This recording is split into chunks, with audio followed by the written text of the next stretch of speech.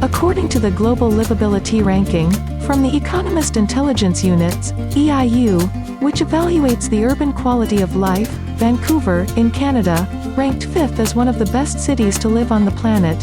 Culture, stability, education, healthcare, infrastructure, and environment are the criteria used by the EIU to choose the cities. But why did they choose Vancouver?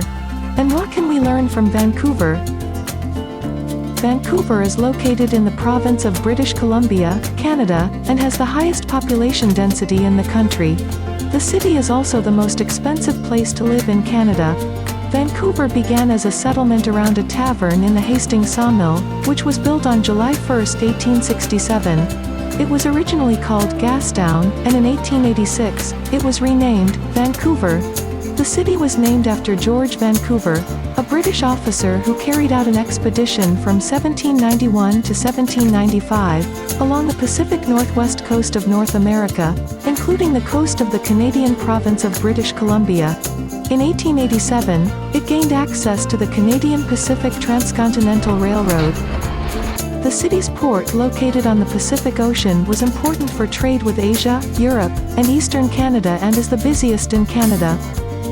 Forestry, which studies methods for regeneration and improvement of forests to meet market needs and maintain the rational use of forests, is the biggest industry in the city, that is surrounded by nature, which contributes to tourism, the second most important industry. The city also stands out in cinematographic production. Vancouver is one of the largest industrial centers in the country.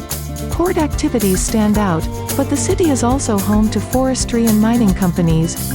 Recently, other areas of the economy have developed, such as biotechnology, software and video game development, aerospace technology, and the film industry. Before continuing, don't forget to subscribe to the channel. This way we can continue to make videos for you.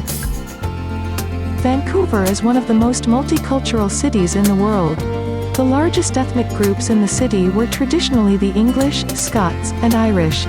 The second largest European ethnic group in the city is Germans, while the Chinese are the city's largest ethnic minority. It has the second largest Chinatown in North America, and about 17% of the population of the city's metropolitan area are of Chinese descent. Several multicultural neighborhoods stand out in the city, such as Little Italy, Greek Town, Punjabi Market, Koreatowns, Japantown, and Little India. The city has many festivals such as the Vancouver International Film Festival and the TD Canada Trust Vancouver International Jazz Festival. Many theatre companies produce plays and musicals. The dance scene is also great, with regular performances by Ballet British Columbia and professional dance troupes.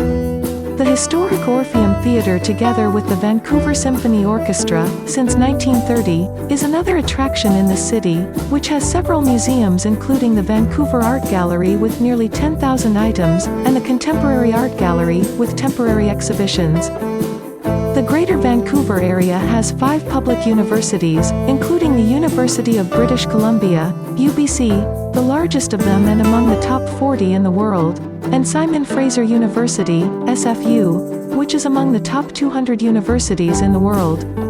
There are still 6 private institutions. The presence of a large number of international students and students of English as a second language, ESL, in these institutions should be highlighted. In Vancouver, you can have Canadian Medicare, which is a universal health system and is administered by the country's provinces. All citizens and permanent residents receive free medical and hospital services. The provinces offer some help for certain groups for excluded services, which are not included in the health plan.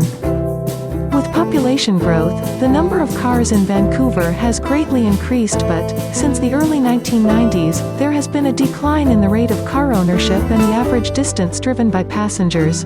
The city of Vancouver had the second worst congestion rate in North America in 2012, while Los Angeles was in the first place.